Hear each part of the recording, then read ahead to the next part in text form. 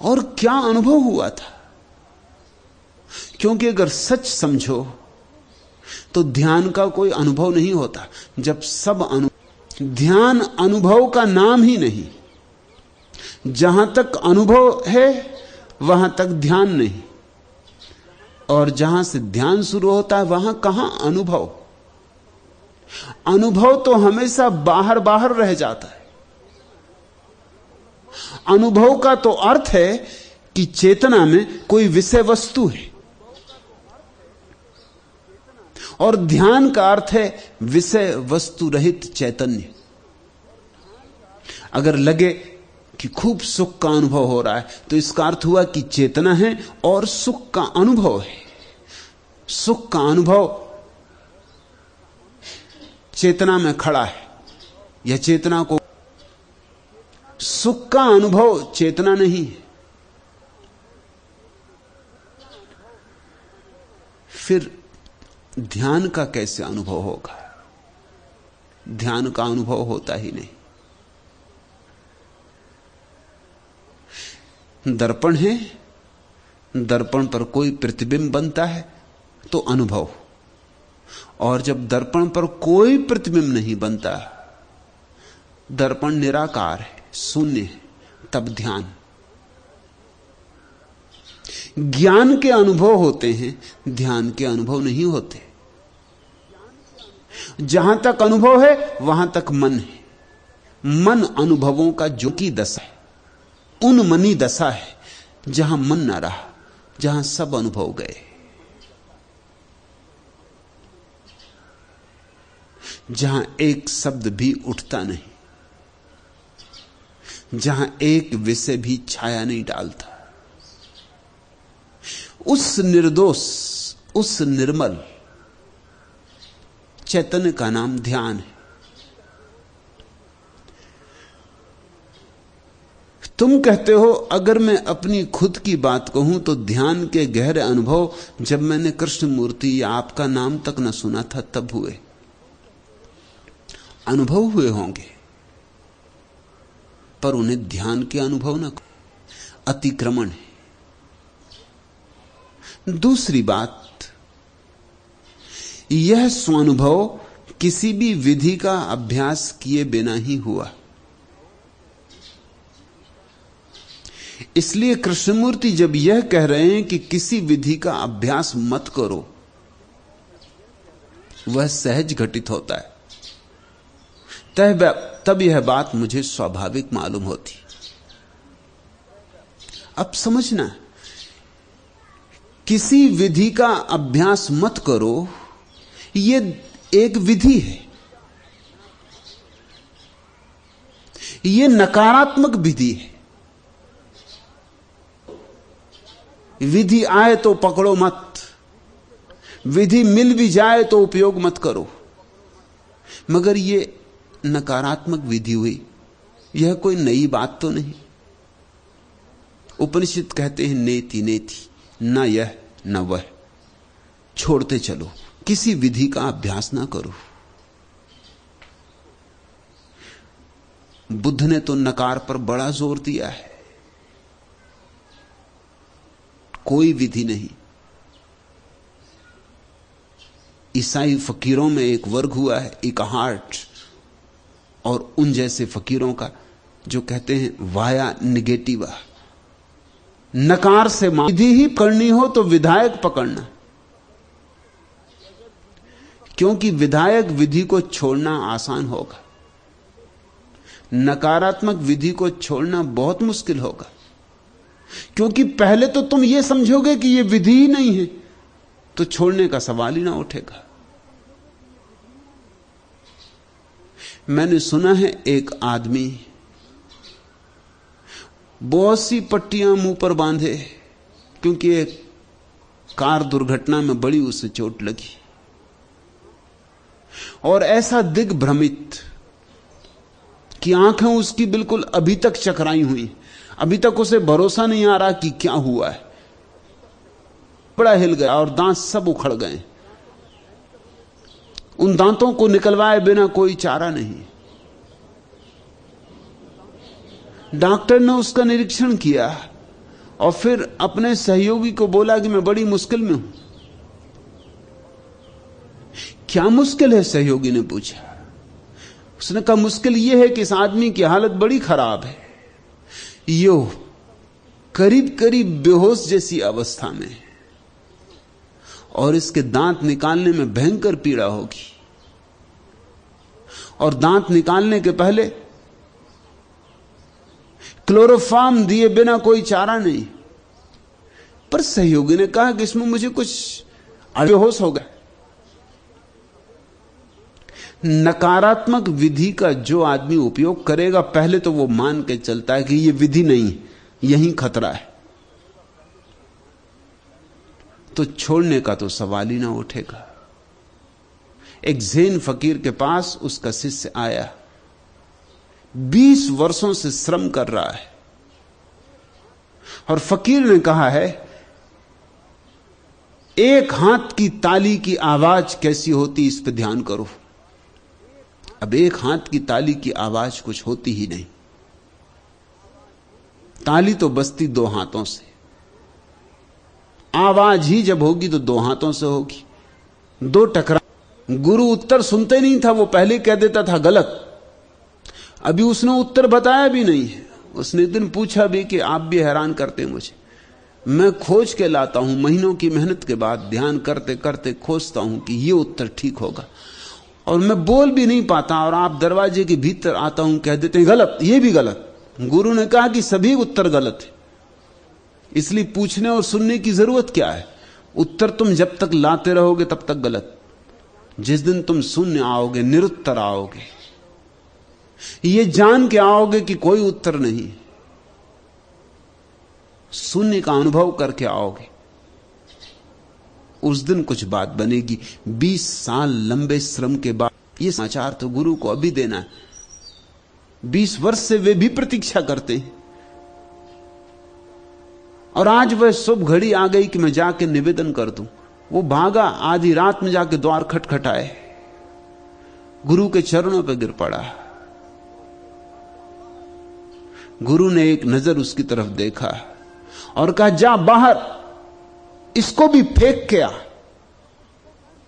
उस युवक ने कहा किसको फेंक के आऊं? अब तो कुछ बचा नहीं, शून्य का अनुभव हुआ है। गुरु ने कहा बस बाहर जा। शून्य का कहीं अनुभव होता है, और जिसका अनुभव हो जाए वह शून्य ना रहा। शून्य भी अगर अनुभव हो जाए कि वह पहले से ही नकार है। अब वो युवक सिर धुनने लगा और कहने लगा कि तो बड़ी मुश्किल हो गई, कुछ हो तो छोड़ना आसान है, अब शून्य को कैसे छोड़ूं? शून्य कुछ है तो नहीं जिसे छोड़ूं। नकारात्मक विधि से जो चलेगा वो अड़चन में पड़ेगा। एक दिन अड़चन ये आएगी कि जब नकारात्मक विधि छोड़नी पड़ेगी तो क्या छोड़ोगे? पहले तो यह समझ लेना कि नकारात्मक विधि भी विधि है। कृष्णमूर्ति कहते हैं किसी विधि का अभ्यास मत करो, यह तो विधान हो गया, जो भी नाम देना चाहो दे लो। कृष्णमूर्ति 40 वर्षों से यही तो समझा रहे हैं। अगर कोई विधि ना होती तो 40 वर्षों तक समझाते क्या? समझाने को क्या बचता है? चुप बैठ गए होते। तुम पूछते और वो हंसते, तुम पूछते और वो चुप रहते और चुप ही रहते। जब कोई विधि ही नहीं है तो शिक्षण कुछ हो नहीं सकता। लेकिन अविधि भी विधि है, और सच तो यह है कि विधि का शिक्षण तो बात होगी उनके भीतर। इतनी बात समझ में आ गई कि किसी विधि को नहीं करना है, मगर यह अविधि क्या है यह अभी भी समझ में नहीं आया है, और तब चूक हो रही है। और कृष्णमूर्ति जैसे जैसे बूढ़े होते जाते वैसे वैसे देखते हैं कि जीवन भर की चेष्टा परिणाम कुछ भी नहीं ला पाई। तो कभी कभी तो बोलते बोलते बहुत उत्तेजित हो जाते। स्वाभाविक कि इन्हीं लोगों को इतने दिन से समझा रहे हैं। तुम तो इसलिए कृष्णमूर्ति जब ये कहते हैं कि किसी विधि का अभ्यास मत करो, वह सहज घटित होता है, तब यह बात मुझे स्वाभाविक मालूम होती। तो फिर घट जाने दो, बात को स्वाभाविक बनाए रखने से क्या होगा? फिर घट क्यों नहीं जाने देते? फिर रुकावट क्या है? विधि तो कुछ करनी नहीं, और बिना विधि के भी तुम्हें कहते हो ध्यान के गहरे अनुभव हुए थे, तो फिर रोक कौन रहा है? अगर विधि साधनी होती तो रुकावट भी हो सकती थी कि जब विधि साधेंगे तब परिणाम होगा। विधि तो साधनी नहीं, फिर हो क्यों नहीं जाती बात? अगर यह बात सहज होती है तो सिर्फ ध्यान करने वालों को छोड़ के बाकी सबको होनी चाहिए।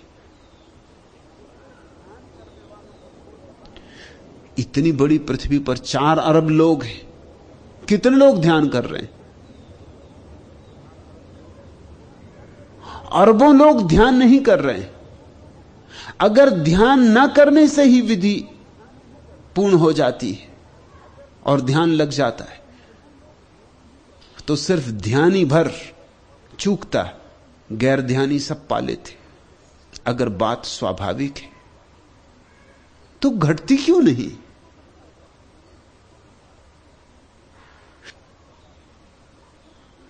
क्या प्रयोजन है समझाने का?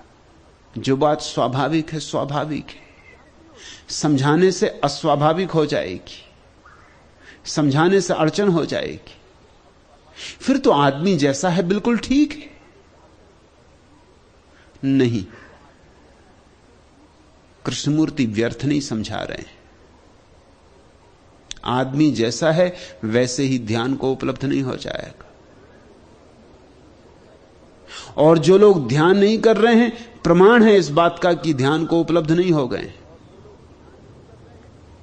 फिर कृष्णमूर्ति का प्रयोजन क्या है जब वो कहते हैं कोई विधि का अभ्यास मत करो? तुम कौन सा अंगीन है? मैं कहता हूं पहले खूब विधि साधो, इतनी साधो कि साधते साधते थक जाओ, चरम अवस्था में पहुंच जाओ साधने की। जितनी साध सको उतनी साधो, शिखर पर पहुंच जाओ। और फिर भी तुम पाओगे अभी ध्यान नहीं मिला है, अभी ध्यान नहीं मिला है। दौड़ो दौड़ो, जितना दौड़ सको दौड़ो, और पाओगे कि ध्यान है कि क्षितिज जैसा दूर हटा जाता है, और ध्यान है कि लगता है मिला मिला मिला और मिलता नहीं, और इतने पास है कि 4 कदम और दौड़ लूं तो मिल जाए, हाथ आ जाए। और मैं कहता हूं और जोर से दौड़ो और अपने आप गिर पड़ोगे। उस गिरने में ही घटना घटेगी। ध्यान की विधि से ध्यान नहीं मिलेगा, लेकिन ध्यान की विधि का उपयोग करते करते एक दिन इतने थक के गिरोगे कि करने को कुछ भी बचेगा नहीं। उस अविधि में, उस अप्रयास के क्षण में ध्यान बरस जाता है। इसलिए जो ध्यान नहीं कर रहे हैं उनको ध्यान नहीं मिल रहा, और जो ध्यान कर रहे हैं उनको ध्यान नहीं मिल रहा। ध्यान उनको मिलता है जो ध्यान करते हैं और करते करते उस जगह पहुंच जाते हैं जहां आगे करने को कुछ कान से टूट के गिर जाते, उनको ध्यान मिलता है। तो अगर तुम मुझसे पूछो कि संक्षिप्त में मेरा क्या संदेश है,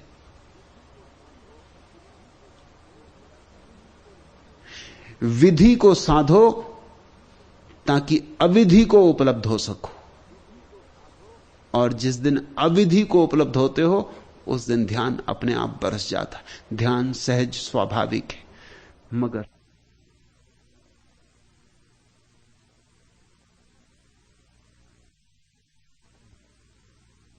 मगर सहज स्वाभाविक ध्यान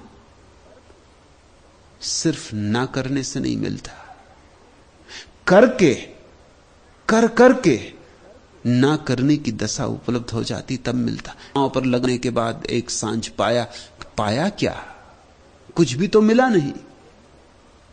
सब किया जो किया जा सकता था, मानवीय रूप से जो भी संभव था सब किया, कुछ मिला तो नहीं।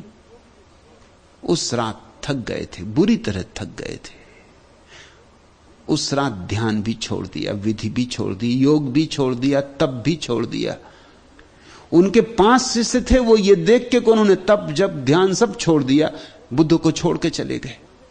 उन्होंने कहा ये तो भ्रष्ट हो गए, गौतम भ्रष्ट हो गए। स्वभाव था वो बुद्ध के पीछे इसलिए लगे थे कि बुद्ध की तपश्चर्या से बड़े प्रभावित हुए थे, तो वो प्रभावित थे कि ये है गुरु। शरीर को सुखा डाला था। उन्होंने बहुत गुरु देखे थे लेकिन ऐसा गुरु नहीं देखा था, तपस्वी। कहानी कहती है कि पेट पीठ से लग गया था, शरीर को ऐसा सुखा डाला था कि छाती की एक एक हड्डी गिनी जा सकती थी। चमड़ी और छाती के बीच में मांस मज्जा बिल्कुल नहीं रह गए थे, चमड़ी सीधी हड्डियों से जुड़ गई थी। इसलिए तो वो प्रभावित थे। इस दुनिया में लोगों के प्रभावित होने की भी अजीब अजीब ढंग। लोग इतने रुग्ण हैं, क्यों करता परमात्मा की पैर के बल खड़ा करता है। अब ये जो मूड सिर के बल खड़ा हो गया है, ये योगी राज हो जाते। अगर परमात्मा की यही मर्जी थी कि पेट पीठ से लग जाए, तो पेट पीठ से ही लगा हुआ पैदा किया होता।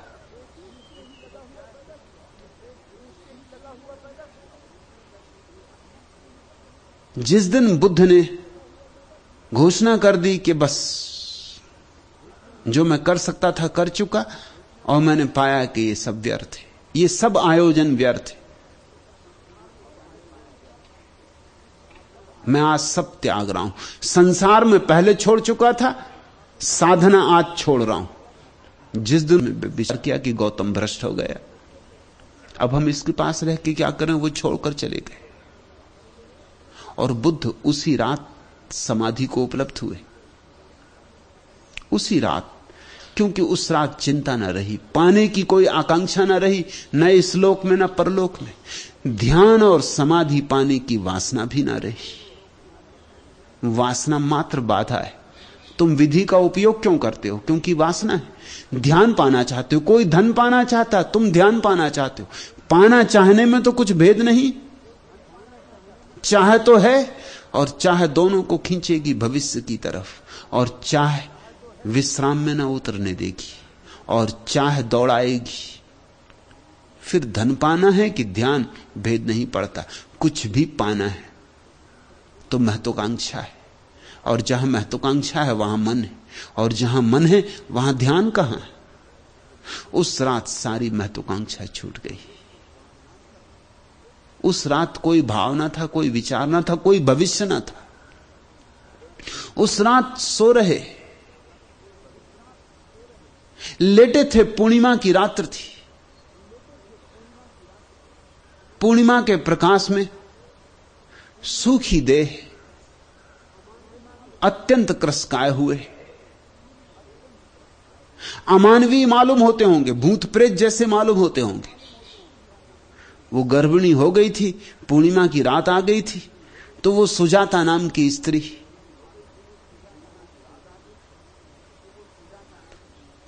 थाल में खीर भर के, मिष्ठान लेकर, सुस्वादु भोजन लेकर बट वृक्ष को चढ़ाने आई थी, निरंजना नदी के तीर पर। देखा वहां उसने, उस पूर्णिमा के प्रकाश में, जैसे बट वृक्ष का देवता स्वयं प्रकट हुआ। वह तो भाव विभोर उठी, चरण छुए और कहा, हे बट। फिर अपरिचित अनजान महिला, जिसका नाम सुजाता हो, ध्यान रखना, सुजाता नाम की महिला जरूर ही शूद्र रही होगी, क्योंकि सुजात नाम रखते ही कुजात है, नहीं तो कौन सुजात नाम रखेगा। तुम देखते ना, जिसका नाम सुंदरबाई, समझ जाना। नैन सुखदास, समझ जाना। जब तक आंखें खराब ना हो तब तक कोई नैन सुखदास नाम होता। सुंदरबाई, उसका मतलब है साफ है मामला। जो नहीं है उसको नाम से आरोपित किया गया है। सुजाता, सुजा ही होगी।